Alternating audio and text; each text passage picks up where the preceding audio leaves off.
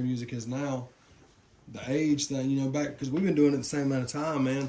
Back then, like, you was like, man, if I turn 30, I can't still be rapping. Oh, yeah. Back then, because that wasn't cool, you know. It wasn't widespread like it is now. And see, I love those kind of combos, because where my mind goes is like with us, bro. You know, we used everything that we had, you know, at our disposal, even as artists. Shit, like, I mean, the rapping was newspapers just on one that part of it. PlayStation, though. Yeah. But even back when we first started, even with the Blue Collar Boys, nobody knew what to really call what we were doing except for, you know, hip hop. Yeah. Like that's how they would kind of refer to it. And then you know, because we, even if you go back and listen to the Blue Collar Boy albums, there's a lot of ballads. There's a lot of like singing and like orchestrated, you know, compositions and you know, and he was talking about some of those interlude things, like some of those Blue Collar Boy. We had skits in between songs. And it just made it a whole encompassing piece of art, you know. Well, it's a whole timer. Like I said, my nephew, I mean, he's 21 years old, and he's just now getting put into the whole Project Pat, the 3-6. I mean, he loves it. Yeah, he and bangs even with country rap, like that's the thing. Like society came up with that. Yeah. You know what I mean? Like Well, we're just guys from Kentucky that make music. Yeah. You know, even what you're talking about, man, is like you talking about, you know, you was like, you know, back then before you hit 30, you was like, man, it's over with. But I think social media and like reality stars and the skits, it's made people where it's kind of timeless, man. It's like, hey, man, you know, this is funny. But I do believe you do got to make TikToks and you got to do funny skits and you got to do that. You just can't put an album out. Not anymore, man. I mean, you can. It just ain't gonna have no legs. You know. Well, here's why I even say that is because like everybody is so ADHD and short attention span. I mean, because now 24 hours, like because shit wants your attention. Yeah. So I really think, man, when you put an album out, there's several reasons, man, why I think it's a single game is because somebody buys your album, they get stuck on these certain songs. Right? And they're like, they wear it out. Man, when's your new album coming? When they really didn't even listen to number 13 or something, dog. You see what I'm saying? And that and submitting to Spotify, release radar, and these playlists and stuff, because you can only submit, you got to tell them, this is my single. Yep. Then you can't submit another one until that goes live. Well, hell, once that went live, the whole album's live. But if you just go ahead and record the album, but 1 month at a time, and every single song from the album gets that radar. Opportunity. 100%, man. And you can do it 4 days apart. Yeah. Release the whole album within a month, you know. Yeah. And we're guys, man, that's done the long game. Yeah. So, you know what I mean? Like we make residuals from that and we've never went backwards. We've always went forwards with that. So now, you know, as we've evolved as artists and our lives have evolved along with the art, because art always imitates life and vice versa. But it's like a little kid you see at a concert. Yeah. Flash forward through time. He's coming, and it looks like the same little kid, but it's his son. He's got out of prison. Yeah. Man, I love your music and stuff. You know what I'm saying? That's the best part of it. That's definitely, like dude. Meeting and touching all these people, man, that's the best part of it. Like with the art and knowing that we're leaving something behind that people are going to continue to find new every day too. Yeah. So all generations and everybody's still finding, twanging around every day. I tell you what, dog. I'll let you hear the record too, man. But we wrote a song called "Until It Hits Home," right? Mm-hmm. And so, just in a nutshell, the song is, it's almost like it's cool until it's not, until your house gets rocked on a Tuesday. Mm-hmm. You know what I'm saying? You're left with the bag, holding the bag. So my homie just got a liver transplant, and we FaceTime this morning. This dude right here, man, he was in my corner when nobody was, man. Like, he's helped me get lawyers and stuff while I've been jammed up in a crunch 22. Mm-hmm. But a real dude. And he don't really have it like that. You know what I'm saying? He's got to dig deep to pull out, but he was there.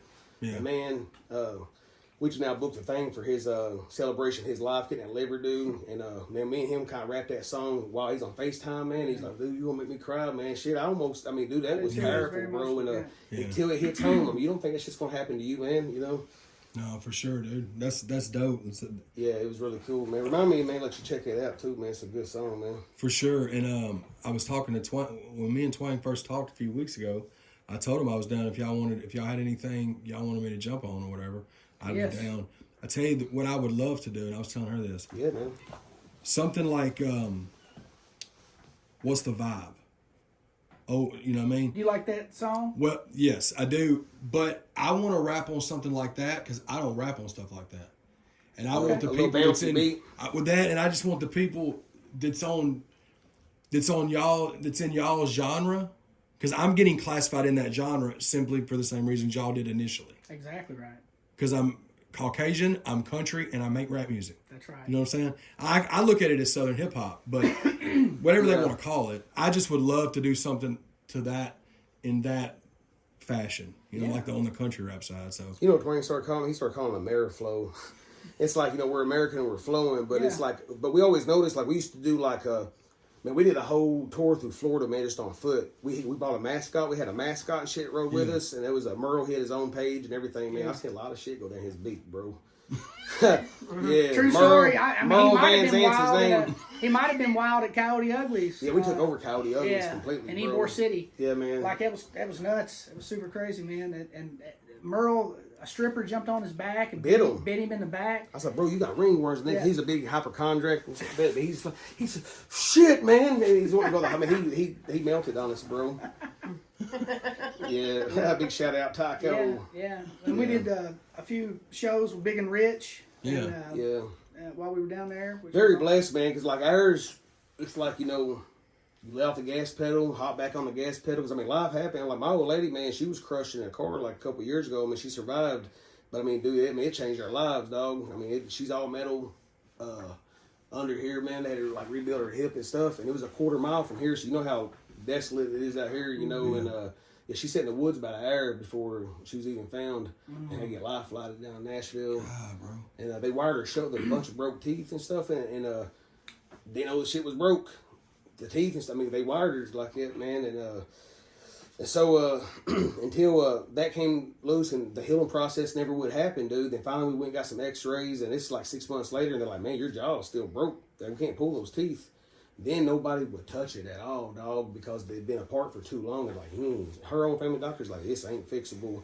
And dude, we was like considering leaving the country and stuff. But it was so sad watching Patty go through the pain with that. Oh, the second surgery. Oh my gosh, man, it broke my heart every time we were together, and it impacted our whole circle, our families. It really changed our lives in a lot of ways. I mean, because we almost lost Patty. I mean, you know, I mean, and it was by God's grace that she came through that. Yeah, man. Because I'm gonna tell you, man. Right after that, Joe Sapp, man, lost her, man, and dude, that was right at the timeline. I know I sent that picture to her that Joe had put on there, man, and it took the breath out of my old lady, you know. And it just, man, life's fragile, dog. No, I think it's big shout out to New Breed, man. 100%, man, 100%, dude. Just know we felt that all the way up here in Kentucky, man. Love and prayers and all that, man. And but you know, that's like every time I get older, bro, that's where I find like solace and refuge at is because like, hey, man, it's like I see somebody 90, I was like, dog, you beat the game.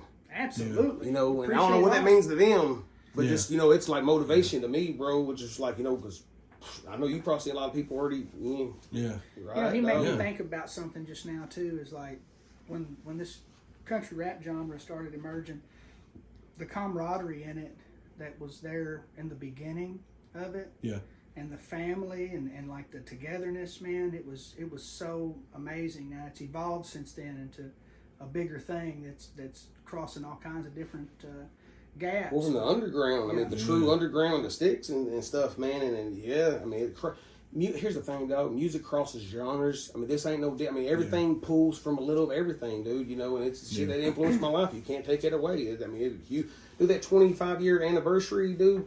Man, we got to chill with Trick Daddy and 8 Ball MJG or Beats by the Pound. Beats by the KL, Beats by the Pound, man. All at the same time. Mystical, dude. Yeah. And that was.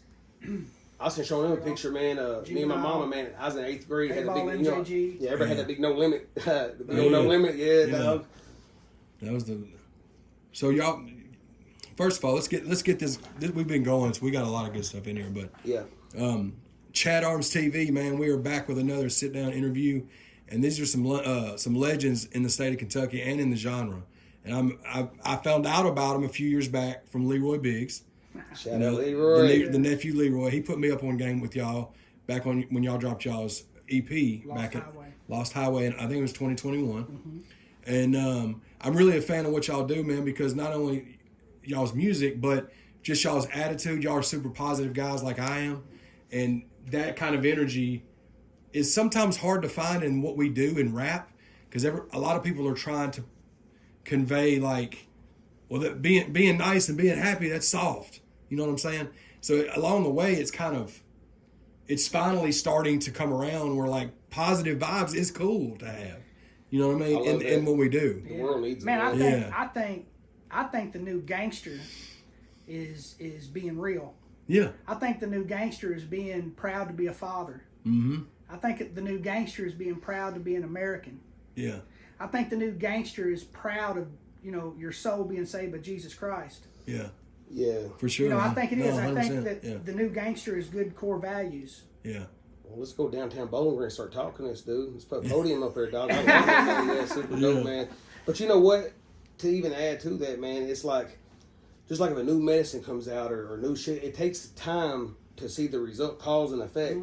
Mm-hmm. So there's a whole era of people who went to prison and OD and just life full of mistakes and stuff and a lot of stuff. And I think I think it's dope if you, and it makes you who you are, man. When you go through shit, bro, it makes you who you are. And I can go back to a lot of that music, man, and it's a whole vibe. The way it was recorded. It is. Yeah. 100%. I mean, it's like the original Chronic and Doggy Style, man. It's like close to the same album. It's for sure. Yeah, I love it, man. You pop that in, Yeah. Yeah. Oh yeah. Doggy Style, I mean, it takes you back to that time frame. So let's speak on. And y'all can take turns talking about, like, are y'all both from this general area? Like, where'd y'all grow up at? Yeah, I grew up in Bowling Green, Kentucky, where we're at right now. Yeah. And I grew up in a community called Delafield. Uh-huh. And I grew up there in the 80s. I was born in 79. I grew up there in the 80s. Mm-hmm. And Delafield community in the 80s all the way into the 90s went on an arc, Yeah. to say the least. It was the ghetto of Bowling Green, the west side of Bowling Green. And I had the pleasure of having a very, very hard childhood, very, very humble beginnings. Yeah. Fred Savage from the Wonder Years as a kid, bro. What would you do? No, but it's a. But no, growing up in that time frame. I mean, you know what racism feels like. Oh, I absolutely did. Yeah. I was beat up on a daily as a young kid in elementary school. 7 times a week. Yeah, for being the Elvis hair little white kid, and it happened a lot. And but those people became my friends. It made me strong. Yeah. And that was the life in the hood, Yeah. And that's just how it was. It was survival of the fittest. So Yeah. you either get tough or you don't make it most time, So Yeah. so that was a lot of the childhood, but the characters that I got to become friends with and the people that are still in my life even today. Big shout out to Big V and Nappy Roots. Yeah. We grew up in the same. He grew up in Shake Rag, and I grew up in Delafield, which they connected.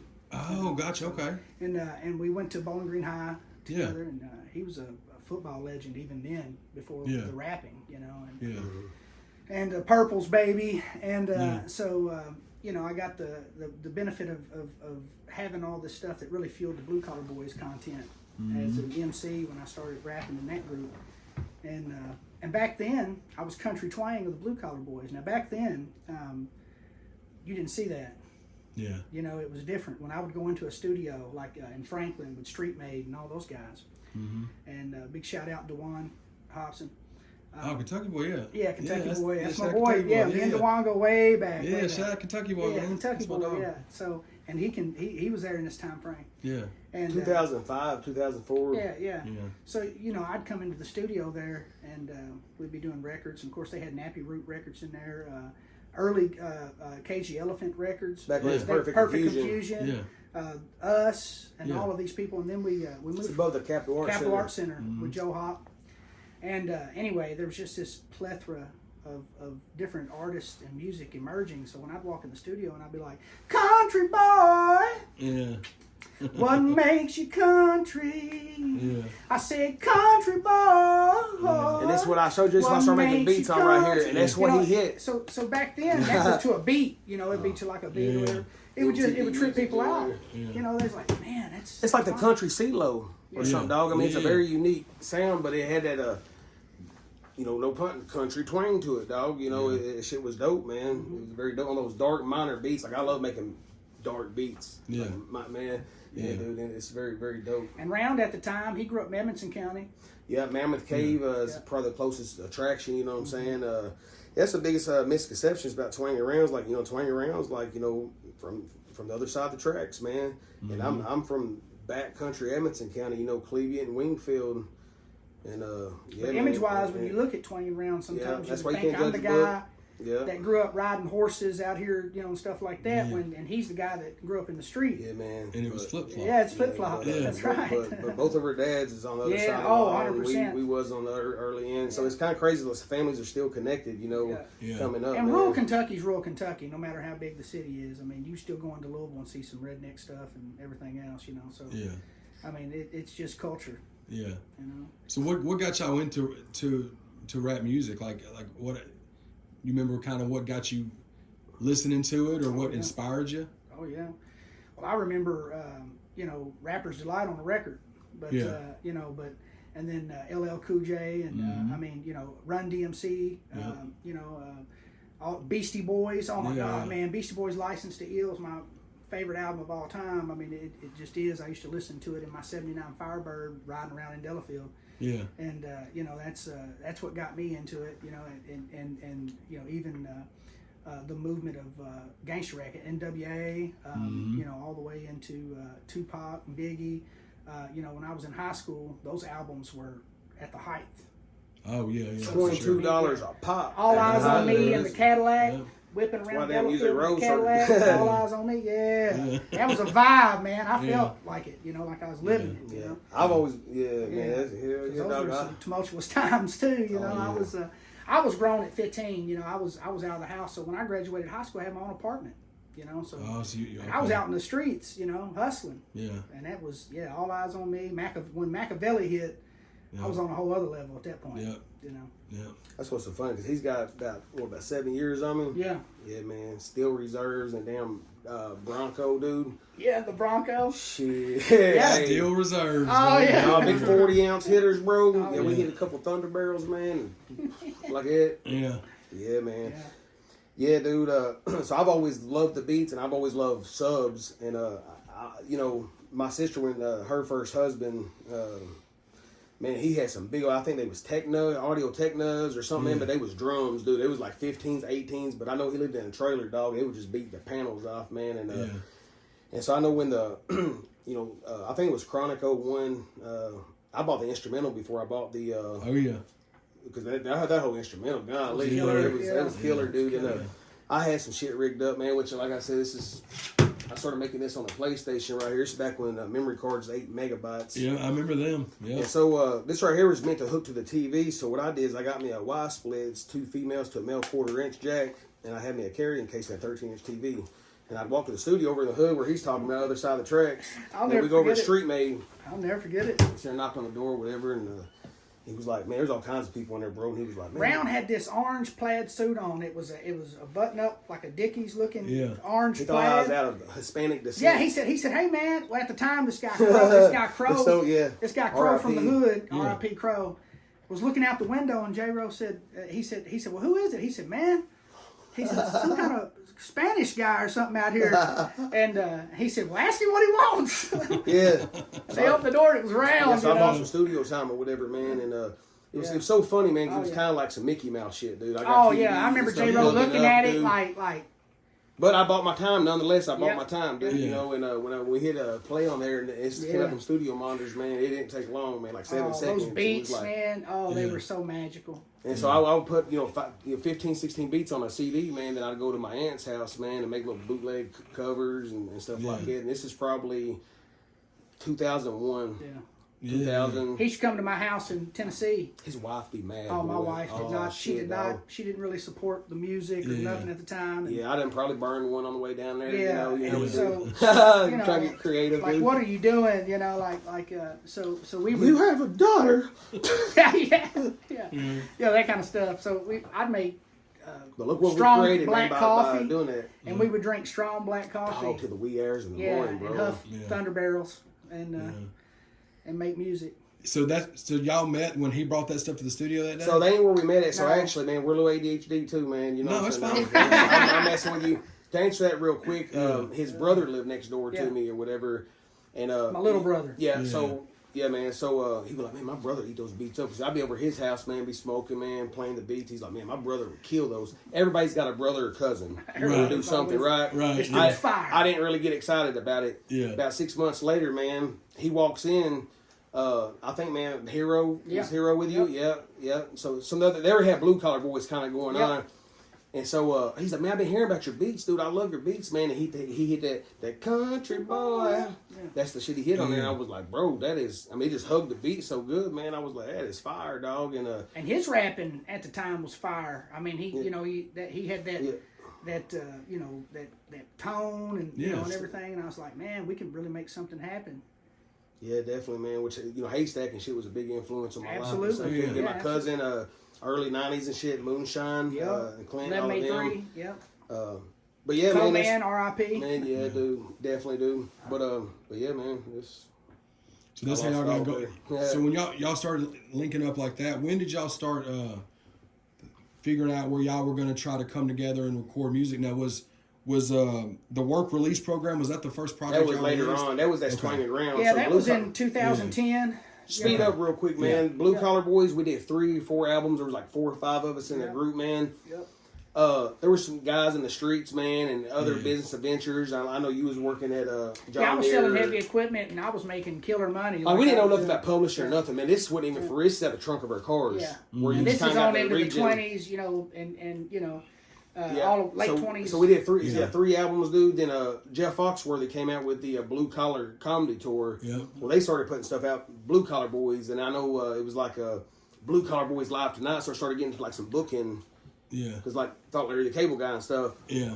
So he became Minimum Wage, lead singer, Started a Southern Rock band, Minimum Wage, and we did really well, and released 1 studio album, and I couldn't keep the band together. It just I lost a roommate. Yeah.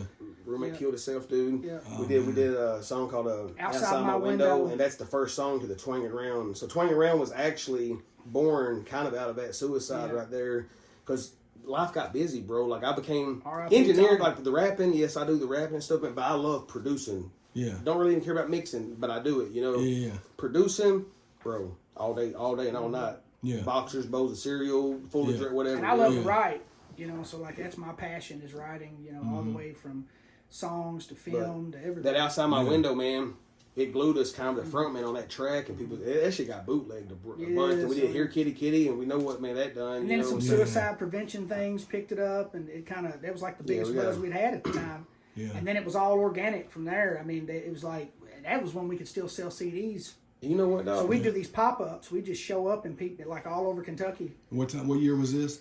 Was this 2010, 2011. Okay, so this was still before the work release stuff. It come out in 2011. Yeah, work release came out in 2011. And so, yeah, man, so all that hustling and the bands and shit like that was probably, because we started messing with Average Joe's, man, like in 2014. We did 3 albums, Work Release, Still at Large, and Pardon, like the governor pardons us or Those whatever. are our albums. Like that's our catalog. Yeah. Before we ever even signed a deal with them or did anything with them. Yeah, every deal. That's what y'all brought to them. Yeah. Well, I mean, it went on the table. Yeah, we did. They tried. They tried to get it multiple times. There was conversations. I mean, unless y'all were going to make an offer that News Channel 13 and shit's going to be set up out here. That's exactly right. Yeah. Maybe, dude, but it'd have to be. I'm looking at longevity, bro. Keeping those records was the best decision we ever made because we still are collecting residuals that grow every day right now. Yeah, we was hungry too, dog, and not to come up on those masters and be hungry, dude. Yeah. Shit, that's good, bro. Yeah. Especially nowadays, man. I mean, it just all artists should hold on to that. That's for sure. Man. So y'all, once y'all formed that group, y'all already Twang and Round? Yeah, the Twang and Round stuff. That was out of the band not being able to stay together, and y'all kind of just working together on that song, and then it just kind of taking off. Well, I would really say the suicide, man, because it was such a close home death and unexpectedly and stuff, man, and it just kind of brought us closer together, hanging out, meeting back up at the studio and stuff, man. Well, also rounding our artists that are going to do this our whole lives. Yeah. And we do it because we love to do Sorry, it. I got cotton mouth. So there is no quit in that. Right. Yeah, there is no quit in it ever. Yeah. So we've evolved. Like since we've met each other, we've always been making music together. And not comparing journeys, man. That was the biggest thing. I mean, I don't know what you've been through, dog. Even the minimum wage stuff, he was in there producing. Yeah, you know what I'm saying? Yeah. So I mean, it's there was never, he and I, since we've come together, we've never split. Out of all of those things that came and went. It's kind of like Fight Club, alternate reality. Yeah, I think I'm going to wake up one day and like he don't even exist. Yeah. Yeah, man. And God give me a best friend and brother, Yeah, that's for sure, man. So when y'all, do you want to speak about when did things start for Twang and Round? When did things start to uptick? Like where y'all was like, okay, this is catching on. You know what I mean? I'd say like probably the second year when we was with Average Joe's. You know, we were doing stuff on CMT like Still the King with Billy Ray Cyrus. Yeah. We produced a ton of music for Party Down South. I'll be honest with you, man. I don't think it's ever really shot. It's always been a ticker, man. It's because we're hustlers. Cool. Because really, man, we didn't get a lot thrown at us. We got that Still the King. You know, because like, hey, we would just show up down there. That's right. It wasn't because we would just show up, like, like, start making thank coffee. You for making that point. Yeah, and it would be kind of awkward and stuff, man. Absolutely, you know, absolutely. I mean, it is what it is, man. I mean, it's good. Us it's being part of the hustlers, journey. man. Proud to be part over there. Yeah, we went and got it. A lot of artists can do that. You know, guys in California and Florida, you just can't show up.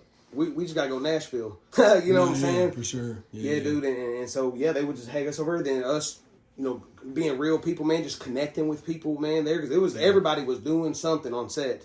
Yeah. Somebody's tied to something on there, dude, and a lot of cool people, man. 100%. The networking out of that was great, man. And Billy Ray Cyrus, dude, big shout out, man. One of the realest dudes. Man, he was like, man, ain't y'all from Kentucky? And he was like, yeah, man, boy, we got to stick, us Kentucky boys got to stick together. Kink, kink. And we got a big scene with him on season 2, episode 6. Him and Madison Eisman. Chris Farley's brother. Kevin Farley, man, big shout out to all those guys, man. There's a big poker scene, and they say their names and shit in there. Madison Eisman said my name. Might be small shit to some, but coming from Edmonton, Kamehameha Cave, hey, my mama, man, bang that shit, bro. You know what I'm saying? Yeah. And plus, got to know the dude. Super cool dude, man. 100%. And y'all just continued to go after that. So after Work Release, when y'all was still at large, was that stuff that they all already had, and y'all was just releasing, like, was it after or before Work Release? What's that? The Still at Large album. That starts with Work Release. Okay, so Work Release was the first. Yeah, so it's kind of like if you listen to the album, man, we break off the chain gang. From all through it. Yeah, man. So we break off the chain gang, dude, and then we go kind of on the run, and they're looking for me. They're doing news things. Then we kind of get so much buzz, like in the streets and shit, man. It's like the governor, man, is forced to pardon us, man. Yeah. It's kind of like, damn, these are actually pretty good boys. I think they just wrong time, wrong place. Yeah. You know, kind of stuff, so man. So you got Work Release Program, Still at Large, and then Pardoned. Right. That's dope. I was going through the catalog, and it never. Now that I see that, it's dope that it connects. Oh, I'm running 22 miles an hour in that picture, dude. Look like rollers and shit behind us, man. I was getting it, cuz. Twang was like a Terminator, man, when he turned into scissors. He's like, yeah. That's the fastest I've ever ran on land. But hey, man, that's just getting into character, dog. We needed it. Needed it, man. So Here Kitty Kitty's like, that's probably y'all's most 100%, yeah. Straight, and that was from the Work Release project. Yeah. And that was just one that y'all just saw. Did any specific thing make it take off, or it just kind of was one of those things? My buddy worked at a gentleman's club, and he was like, "Man, give me something like a Twang around ass shaker tune or something, man." Because there wasn't a lot of stuff. I think outside my window, maybe drove perk pills, man, but it was just some riding tracks. Well, Blue Collar Boys had a lot of gritty content. Yeah, you know, and it's crazy because I'd say Here Kitty Kitty is, you know, it's universal. It turned universal in a lot of ways, man. Yeah, I mean, it's just the momentum of the song. And you know how, you know, I know ignorant people is on online and stuff. The messages you get, people's like, yeah, man, I just got divorced. Thanks, man. Here, kitty, kitty. The hell? Yeah, dude. But usually they're around 2:00 in the morning, so I already know what time it is. Man, you know, I've been impressed by that song. I mean, no disrespect, man, but you know what I'm saying? It's not illogical, dog. Yeah. That's crazy. Yeah. Because just looking at it, like he was talking about, man, when we made it, it was a B-side song. Like we didn't. We never thought it would do the streams. Kitty, kitty on the hill. I mean, it's crazy. Yeah. But yeah, man, that thing is it's clocking them. It's still clocking them. That's dope, man. And what we're seeing now too, man, is content continues to change in the rankings because so like I'm Still Here right now is like cruising, like that. Man, song, fake ass friends. Fake ass friends. That's I mean it just cruising in the streaming and they compete, so it's always like an uptick, you know. On that's why we just feed the beast now. Yeah, you know, man. I think just got. Just a really big catalog. I don't even really I mean, I'd do the shit, just even do it, the stuff that I want to do. Absolutely right. And it's like we're conduits, man, especially the new music. Because a lot of people, man, it's like, you know, hey, man, I like the street stuff, or I like the stuff that was real gritty. I mean, we was doing that shit for real, man. You know what I'm saying? I mean, we had the elbows and stuff, man, you know. Yeah. And it just like, you know, I mean, if shit don't change, you ain't living, man. And a guy, man, approached me, man, and it was really about him, man. He was like, man, your boy's done changed. I was like, my dude ain't changed. It's the same dude. But you know what? It's one of the very few times I didn't come back with something real. It just had me stumped. It was awkward, you know what I'm saying? Yeah. But you should have said, man, like, yeah, man, I've changed too. If you ain't changing, I mean, you ain't. What are you even talking about? Like, be confused about it. And I wish I had and I didn't, you know. So hopefully, man, he'll see this or something, man. And I mean it with love or however. I mean, but right, no, it's but real. It's though. real. Yeah, it's real, It's dog. real. Any way you cut it, man. Well, the thing too, like people that are saying you changed and stuff, if they don't like the changed version, you can still go back and listen to the old stuff. Like, It's you know beautiful what I'm saying? digital art. That's one thing I like about the digital age. Well, and Yeah, I'm the for type sure. of artist, I may go make another song just like that one. And we've done that too. Right. Yeah. You know, when we get in here, we got so many songs just sitting Dude, in the queue. over 100 that's not even released, that bro. we make, Man. like we forget about them. We have to have sessions where we like just start listening to songs that we've already recorded. Yeah. And he made an important thing. We have these combos all the time. We start going back through those songs, and we'll come across a jewel That and you we're forgot like- about. Yeah. Like, I'm telling you what I love you about know? that, because then you bring in new stems or add, because you got fresh ears, Yep. and you get to listen to it almost as a fan. Yeah, Because absolutely. it's been so long, you're like, oh Wow. shit, that's. Yeah. Yeah. Then you get inspired, and that's when it comes to life. I'm working on one right now like Yeah. that, man. That you ain't even heard. Oh, well, there you go. Yeah, man. Yeah, Yeah, man. super dope, man. I love it, dude. I love producing, man. It's cool. That's dope that y'all was able to form that bond and stuff, and it's been able to carry on this long. The after that trilogy that y'all, or that that 3-part series, like, was Take a Ride With Me the next one? That was Average Joe's. Okay. Yeah. It was 2016 it's showing? First of all, Chad, thank you for saying the trilogy. And Oh, okay. Yeah, Right. yeah, 100%, Yeah, man. dude. Thank you, man. So I think we did the first single we came out. I think it was "Keep 'Em Moving," and I think they put Cat Bailey, and they put that on they put that on a Party Down South. So we went over to 5 Star. Shout out to KO and Great Jared. producers, man. Man, Yeah. legend, Love man, working with killer those guys. producers, Oh, bro. man. But we did the Pour Another Round EP, and that's the era I was talking about. We had a mascot, Merle Van Zant, that followed around. So that's 2014. So I guess we did the Pour Another Round first with them. Okay, so that was what was in between the trilogy. Yeah, That's yeah. right. That's and right. they don't come up Okay. as albums because I think it comes up under singles because it's an EP. Gotcha. So that was Perfect. 2014. So we did All Wired Up, Yep. Pour Another, and I'm talking about Pour Another Round. I thought that was the Yeah, one, man, dog, because Yeah. Florida Georgia Line and that whole cadence, man. But like I said, we was about 100 pounds heavier piece and shit, man. And it just Clear Channel Radio wasn't looking for that at the time, Yeah. And that's what I love about Jelly Roll. Jelly Roll's come here and kick 14x70s off the hinges and shit, dude. And mobile home. I mean, just like Yeah. it's like, hey, we here. Yeah. That's Right. beautiful, dog. Yeah, dude. For sure. So y'all did the EP, and then after the EP, Yep. So the single with Cat Bailey, and that's when we was in Keep with 'Em Party Moving. Down South. Party Down South. They had that one pumping. And man, Great they- Day. when I say- MTV, that was the MTV show or CMT show or something. CMT, and Like let the me tell you real world something, version? it was all over it. When I say it was all over it, it's on finales. Mm-hmm. Like even when they didn't, because they would show us when they play our song clips and different things, they'd show our name on there. Mm-hmm. But I mean, the background. That got us a lot of high fives. Yeah, man, Yeah. a lot of high fives. Here, boy, give her take a picture. I There wish- he is, right there. Well, quite honestly, I wish it would have converted into dinero Right, yeah. because that was another one of them things where we tell young folks coming up now. Well, hey, nobody didn't tell be us careful about, labels man. and stuff See, because even up to that point, dog, we didn't know. I mean, Yeah. you just know what you know unless you're like, I'm hey, sitting dog, at the this is house the deal. happy that my stuff's on CMT, and it's like, ah. But Yeah, electric you bill, don't realize electric it, company yeah. don't care. That's right. Yeah. I wish electric company and people at the bank was that big fan of them. Oh yes. Well, we're sorry Money that happened to goes- you over there at CMT. We're not going to cut your lights I'm gonna tell you off. something Yeah. even crazier, man. Before the Party Down South, this is probably a year before, Buck Wild. I got an email, but it was from a Gmail. It looked janky, bro, and I'm like, and he's wanting us to sign some agreements. I didn't know what it. I was like, hey, let's hop on a phone call. But we're not doing phone calls. We're doing about this. I was like, well, I'm good. Yeah. Well, then I seen it come out. I think Smo had his stuff on there. Yeah. Well, then I told everybody, I was like, yeah, man, I was like, their shit's gonna be on there, dude. You know what I'm saying? 'Cause I was like, they reached out to us. Yeah. Well, so that that went through. So they hollered back at us the next season. It was a little more official, and it was like, hey, come across your music. I was like, hell yeah, let's check it out. So we did that. Everything was good to go. Then the main star, man, him and his uncle was out mud and passed away, bro. Damn. So then Yeah, they got stuck in the mud and carbon with Shane or dioxide, something like yeah. that, man. But yeah, Sad, man. it's crazy, dude. And so that was dead. All right. Well, about a year later or something like that, Party Down South. I don't know if it's the same producers or whether they just took it to a new network or it's a Yeah. new producers. And I'm talking about, man, we was all over that Party Down South. And so we did a bunch of tours and stuff off of that. Then they only did that shit one season too, didn't they? No, we did 2 seasons. We was on both seasons, though. So it was 2 seasons. Yeah. Oh, okay. Well, I don't know why I said they killed. 2 seasons, but shit, CMT. Yeah. Shit, my mama loved that. No, I'm just kidding. So it went from there. Then we ended up leaving Average Joe's because, man, honestly, bro, social media starting to thump. Yeah. And it just didn't make sense. I mean, we make our own beats, shoot our own videos, Yeah. And so we ended peacefully over there. Did you just do the one album on one album with we did Averages? we did the single Pour Another Round and Take a Ride With Me. So Take a Ride With Me gotcha. was the only album that we put out Through Averages. through Okay. those guys, man. So said we'd never do a deal again. Do the independent thing. 2018, Ron Spalding. Yeah, Great he came cut. out of nowhere, man. He hit us up, and we got on the phone with him because I just want to go straight to the source, and, Yeah.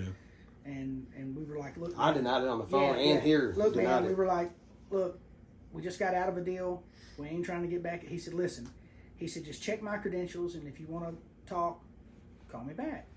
So we did a little research. Yeah. It's like all of these, accolades where he was the president of all these people he was connected to. Oh, he was at Priority and everything, everything. doing Yeah, he Ice Cube started came in there and beat the records NWA. off. Yeah, he Yeah. worked Yeah, there that's when that right, shit that's happened. Yeah. Yeah, and so anyway, so we hit him back, and him and the Big Hurt, Frank Thomas, Oh yeah. had started.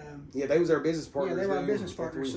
So they wanted to get behind us, and Ron come to me one day and he said, so if there was anybody in the industry that you would want to bring in with you guys, artist wise, who would you want to bring on here? And at the time, man, David Ray, John Connor, Yeah. Stone, Eye for an eye. yeah, eye for an eye, man. So I said eye for an eye. So they brought those guys in, and we started that whole 13 Skulls movement with them. So okay, cool. Yeah, Yeah, it's yeah. 13 D-Ray's stuff. told me about that. Yeah. About that a little bit. I think with Frank Thomas, he's told me about that when I've been out the studio. Yeah. Yeah, that's Yeah. super dope, man. But see, to rewind a little bit, man, we started talking about like I didn't want to get anything with budgets, you know what I'm saying, and stuff like that. He's like, oh, there is no budget. I mean, this is big leagues. I don't know what you've been doing, but this is shit right here. Because they was partnered with Alliance, and Yeah, Alliance man, had like Alliance. Walmart, Best Buy. Yeah, everything. Yeah, But see, as me being old school, still caught up on physical games. You see what I'm saying, bro? Yeah.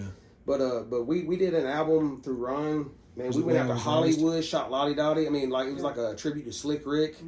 Yeah. Had Keisha Coleman in the video and shit with it. It was bad to the bone, bro. And this was the Way I Was Raised album, 2018. Yep. Right? Yep. That's the first release through 13 Skulls. And the only release. Okay. And the only one. The only one. Okay, got you. Yeah. And so really, man, at that point, dude, we did a successful thing, and I'm still here. And Fake Ass Friends, those both songs were so successful, man. Yeah. Yeah. It was just really, man. It's an independent game, dog. It just trying to get T-shirts and stuff because it's ran like four, he's from the big dude from the day, man. But you get in these conference calls and just even get T-shirts would take a month. Yeah. Yes, the budget was there. You see what I'm saying? There's just so many irons in a fire trying to. Yeah, and we bowed out over there and fulfilled our contract over there, and we moved on independent. Yeah. And then We did Let It Rain was the very Yes. next one that we dropped right after that. And that was on the God Bless Your Journey album, right? Yeah.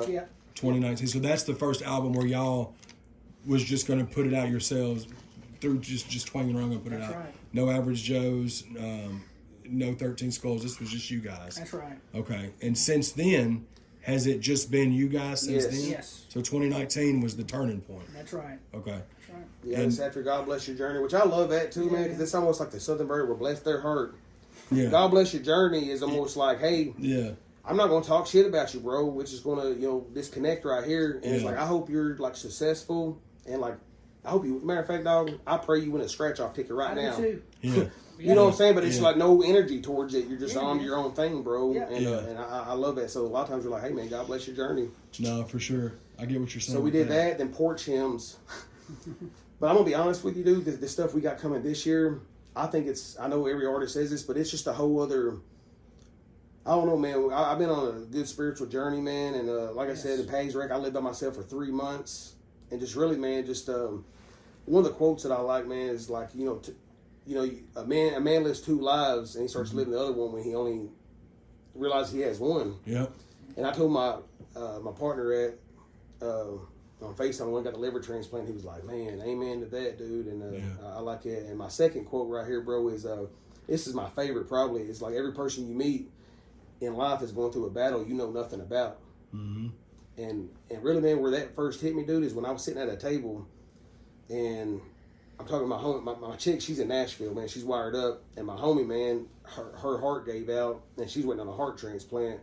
Well, the next booth over, she always calls me Cupcake. She's like, "Hey, Cupcake." Yeah. A big shout out, Terry. You know, her husband had a stroke, Mm-hmm. but looking in through the glass, if you seen us up there just, you know, like chopping it up, man, you would think you got it made, you know? Mm-hmm. And I love that, dude. I love that quote, man. No, for sure.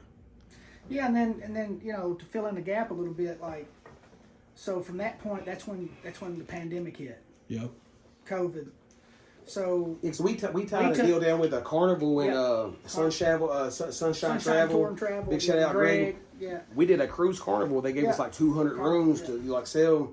We went to a Cozumel and a Progreso, Mexico, rapping our tunes on the water and stuff, man. Oh, during COVID? No, No, it was before before COVID. COVID, So yeah. I'm sorry, this is 2019. This is where Okay, our so this is- touring was at God bless your optimal job. too. Yeah, yeah. Like it was, you know, Yep, this yep. is before the pandemic. We were touring. we was gonna do it yearly, dog. Then Man. COVID hit, bro. Shows upon shows, and we had annual events that we were doing every year, plus the cruise.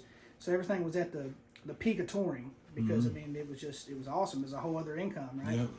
So then COVID hit, and then that just stopped. And I went into everything. dark comedy after that. Yeah. Yeah. So we're having a quarantine party, and you're not invited. we did a song called "Lockdown" during that Yeah. time Yeah. frame too. It was about the Yeah, pandemic. it was weird, man. That That's shit when you was, dropped that's- the Homegrown album? That's That was right. That was That's August right. of 2020? Yep. Yeah, man. Okay. Hey, I quit watching the news. Seriously, I never looked back. I ain't watching the news. I didn't even know there was a war going on until like 3 months. I mean, it was crazy, dog. Yeah. That news. And I'm gonna tell you, man. There's a news anchor even said this. We was talking about Turner Con. She's like, "Well, it's called Feed the Beast," Yep. and that's for real. Yep. Well, here's the thing, man. Yeah. We might get into some times that could send us back to the dark ages, and we're being from Appalachia. You just come catch us right here in Mammoth Cave. Yeah. We'll be stuck outside. We'll still play music and everything, but Yeah. we'll just do it around a campfire, and we'll do it with real instruments and Yeah. We'll set some buckets. I seen the Jolly Yeah, Boys oh, shoot. yeah. Dude had a whole drum set to set out trash cans and shit. You know, we got That's some seriously what- electricians in the squad, that's right. and we'll be over having a concert. We got Yeah. we'll figure something out. Yeah, Nah, man. I say it's cool until it's not. I think it's good to have like basic, you know, items and shit, man, to get you through. And I think, you know, I think every person should know how to, you know, clean game and how to make fresh water. I mean, every person should at least know that. Yeah, man. you know? Enjoy life too. Make the most of your situation, no matter what it is. Yeah, you're always in the now, man. That's what Yeah. I like, dude. If I was listening to Preacher Dog when I was a kid, bro, I didn't think next Thursday was coming. That's right. I didn't think I'd ever see Growing up 19 just Baptist, listen to yeah, him. it was Yeah, oh, Fire and Brimstone, dog. Yeah, Yeah. yeah. 38 years later, you know what I'm saying? And so I think you just got to live in the now and just, I'm okay, we Well, got a that new is, day. he makes a good point there too. That's something I do more than ever now. Is especially, you know, I got my kids range from 22 to 2. Oh, okay, So- you started over. Yeah, I did. Yeah, I re-upped. So yeah. So Whitley, my 2-year-old, man, you know, that was another reason for my health journey too. Was, you know, to be there for him and be healthy for him, and you know, and to continue to every day try to be a better version of myself every day. So mortality and losing people and going through hard times, it really it's how you perceive it. Because now I embrace suffering. Yep. Like I could be going through the worst thing in my life, and you probably wouldn't even know it because I just don't even want to invite anything else but good into my heart, you know. Yeah. And I think all emotions are important, man. It's like when you're sitting there doing a push-up or something, dude, and you're like, man, I want a drink of water. How come you don't get up and do it right then? Discipline. You suffer just a little bit, man. You know Discipline. that shit's going to smack, dude, you know? Yeah. Yeah. Yeah. So and y'all kept things going through. So you did Homegrown in 2020. Yep. Yeah, then we did Porch Hymns. But before that, you did a couple of EPs in 2021, right? You did one with Naughty Northern. Yep. Yeah. Yeah. And Shit, see, man, yeah, good old boys. We did some shit with Yeah, hell, we Good went to company. California and everything. Yeah, man. that was I'm talking- great. Dog, we went to California, bro. During the wildfires and COVID. Yeah. This shit was Yeah. like It Will was Smith, crazy, bro. Was man. like, vaccinated people. Right here. I couldn't even get a cup of coffee, dog. Yeah. We was at the wharf and.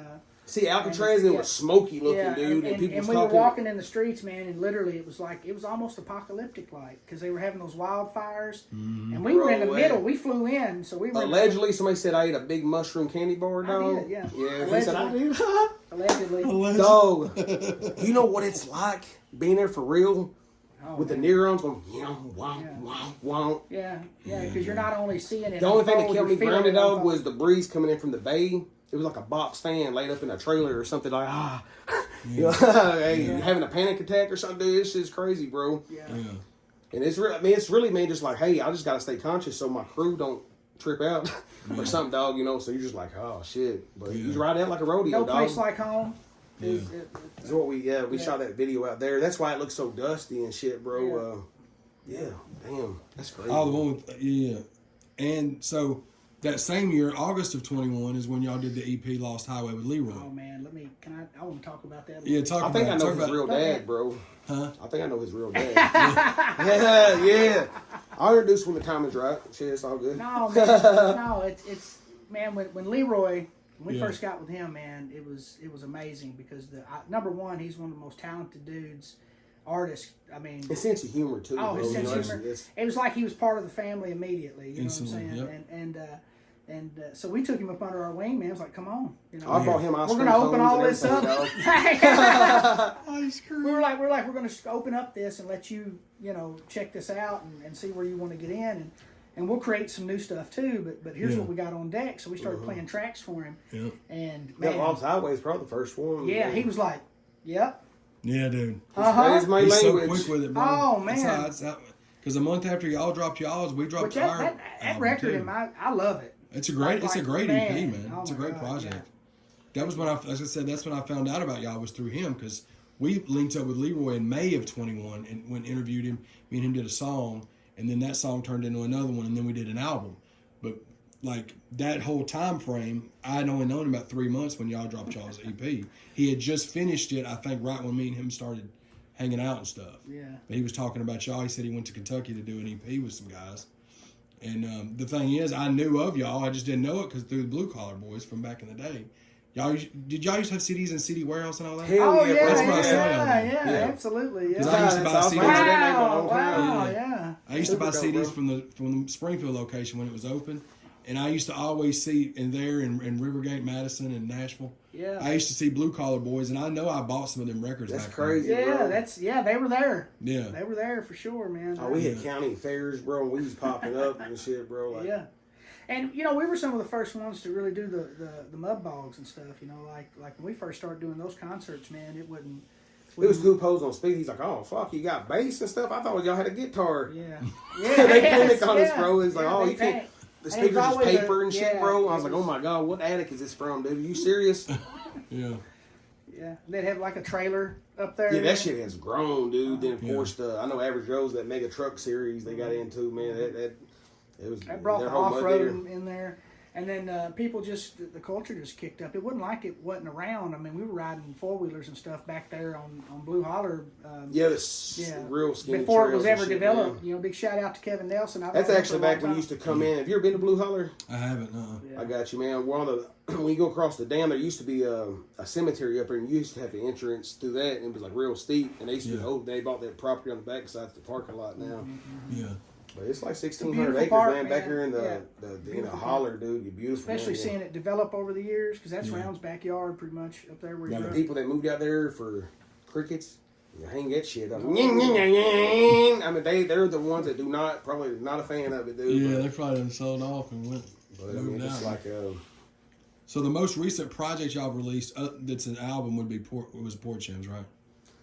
2022. no, we did 6 singles. I mean, last just year. for as far as an album. I know yes, you yeah. spoken about Port Gems. I don't think we're going to do another album unless we do a greatest hits, man. Because that single thing right now, just the wave. Yeah. yeah. I didn't shoot as many visuals. We didn't shoot as many visuals as we wanted to last year. Well, there are some albums coming. Yeah, probably. But I can't even.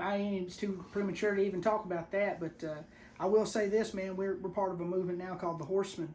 Yeah. And that's a joint venture with John Connor Yeah, big shout out and John Lenny Connor. Cooper and John Whittlemaker and D Thrash and Chevy and Chris Taylor. Yeah, there's a bunch of them, man. It's like, I love about it because it's like no kind of really even exclusive deal, man. But we've been working together for years. Just collabing. And the way we crank content out, man, I mean... We'd like to get you on there. Well, we'll do a record anyway. I mean, sure. It makes sense. I mean, just especially off that Blue Collar Boy shit, CD Warehouse. Yeah, bro. That's crazy, man. That's killer, man. That is killer, man. Chad Arms is on his shit. Yeah, he accessed the file and You know what I mean? That's awesome, much bro. That's knowledge. freaking awesome, man. So much knowledge. Yeah, Hey, for everybody watching this, Chad Arms is on his shit. Hey, man, hey, look here. If y'all ever on a game show, phone a friend, any of that type of stuff, Absolutely. I Hey, mean, man. Chad Arms. Chad especially Arms. for independent hip like rap. Yeah, Matter of fact, we tomorrow were, if you don't hit Yeah, Chad that's Arms freaking up, we're not even going to mess with you. No, more. absolutely not. we were at Sis's house and we were referencing Rain Man, and he was like, "I've never seen it," and I was like,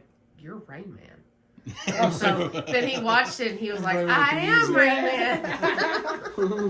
I just wish I could use it for for gambling. That's right. That's right. But Yeah, it's Count fun, some man. cards in a minute.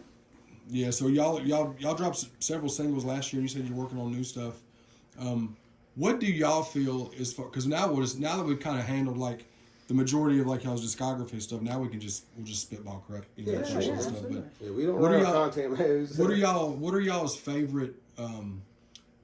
Here we go. Who's somebody that y'all would like to collab with that hasn't happened yet? Is there anything That's a like good one. any other artists you'd like to work with? Yeah, that's a good question. Yeah. Artists I'd like to work with. There's a list of them. Yeah. Tyler Childers for sure. Yeah, Tyler Yeah. Childers. Right. Yeah, I'd love to do something with him. Up Church, I mean that Absolutely, would be yeah. fire, man. Yeah. I'm actually a Church fan, man. Like, I mean that shit's on my Absolutely. playlist, Yeah, bro. Yeah. But And and we've been knowing him for a long time too. We were Yeah, he supposed to opened do up. records back in the day. I mean, we talked about it at some of the shows.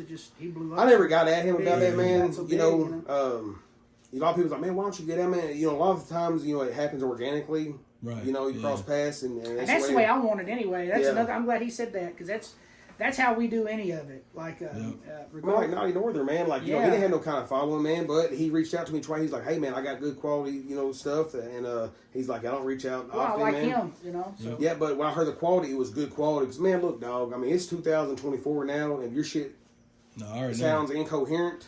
I already know, bro. Yeah. It's You gotta crazy, have it- dude, You gotta have it together, man. Well, I mean, it's not hard. It is not hard. No, at all. The Especially now. tools. I mean, you can do a whole music video on TikTok, and it allows you to download it with no color marks or nothing. Yeah. It's Isn't that crazy. crazy, bro? I love it because Compared the to, like, independent the- person, Yeah. game changer for us. Like if I met Ron in the '90s, we met him in the '90s. Whole other conversation. Yeah. I mean, he did a Master P deal and shit. Man, they made like $18 million on the first Rolling 12. Yeah. I mean, something like that. I mean, don't quote me, man, but I mean, damn. They were dropping every week, bro. I was going to Camelot and getting every No Limit CD. That's why I said good, bad, $22. and That's right, me everything. too. I did Mean the same Green, thing. no, Yeah. all of that shit, bro. Yeah, I had a whole, Skullduggery, all the all ones of- that. dude, my daddy wanted a poker game, a whole Man. Trapper Keeper seat. I was so happy, I dude. It had started out with True the and all of that in true, there. the true albums, which Ron gets a shout out. I didn't even realize that in my adolescence, but Ron Spalding gets a shout out on that record. He even worked True some, album, yeah.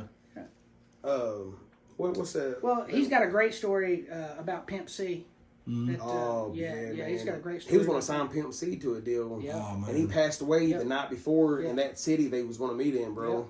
Yeah, dude. Yeah. It's crazy, Yeah. man. It's definitely my favorite rapper of all time. Oh man, Absolutely. I mean He wasn't just a UGK rapper, was he did, man. UGK for me was a whole thing. Like, Yeah. even now when I listen to those records, it transports me back in Me time too. to where I was at the time. And it shows you how unbelievably talented Pimp C was. Yeah. Because he was writing the hooks, singing the hooks, and he was making a lot of the beats. Too. Oh yeah. And he was rapping, and back then it was just you just didn't.